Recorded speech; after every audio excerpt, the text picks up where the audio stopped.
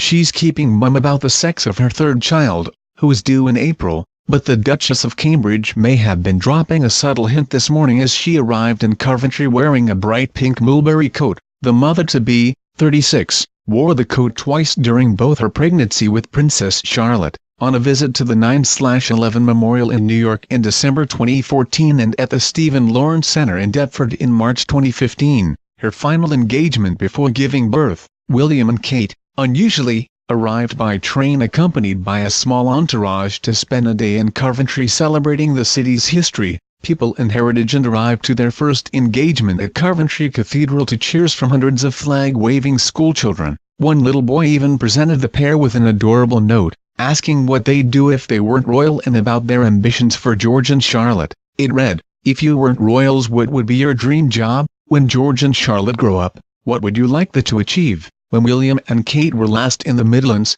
they were given whistles during a visit to a famous factory, and on seeing them again, Connie Hudson, wife of the High Sheriff of the West Midlands who was in the welcoming committee at the cathedral, said she asked William, "Did you actually give the whistles to the children or did you chicken out?" He replied, "We did give them, but they soon found their way into a cupboard because of the noise." Mrs. Hudson said afterwards, "I said to the Duchess that she's blossoming because she was just getting over the awful sickness when we last saw her. She's doing well now and it's an exciting year to look forward to with the baby and the wedding." What's not to like? A group of schoolchildren from the local Sacred Heart School noisily welcomed the couple. Among them was Darcy Hayes, 9, who gave her some bright orange flowers. She said her son George will love the flowers because he loves orange and police colors. "I told them I had an American Girl doll for Christmas," and William said Charlotte loves dolls. "They were nice and cheerful." Fellow pupil Mia Raman, 9, added,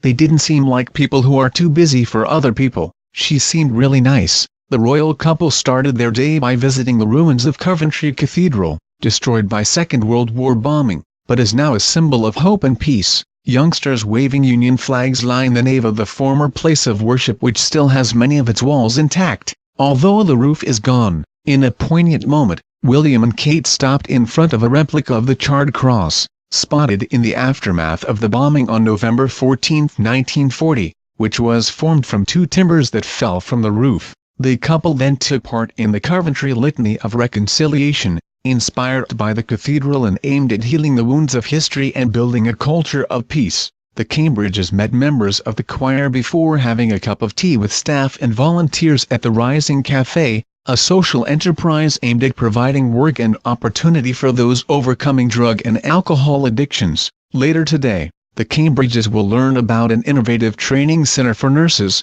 midwives and paramedics when they open the £59 million facility at Coventry University. William and Kate will tour the institution's new science and health building. At the facility, students learn to care for a patient at every stage of their medical journey, from paramedics arriving at their house to their stay in hospital, through to their rehabilitation at home. William and Kate will meet students before following the journey of a fictional patient through the various areas of specialty taught at the center, visiting a paramedic ambulance simulator, operating theater, rehabilitation area and adapted living houses. William and Kate will end their day by seeing firsthand the work of the organization Positive Youth Foundation in the city. The foundation works with young people who find themselves living in challenging circumstances, from those excluded from school to others at risk from a range of social issues. At a center, the royal couple will meet staff members, volunteers and young people supported by the service and watch music and boxing workshops. Thank you for watching.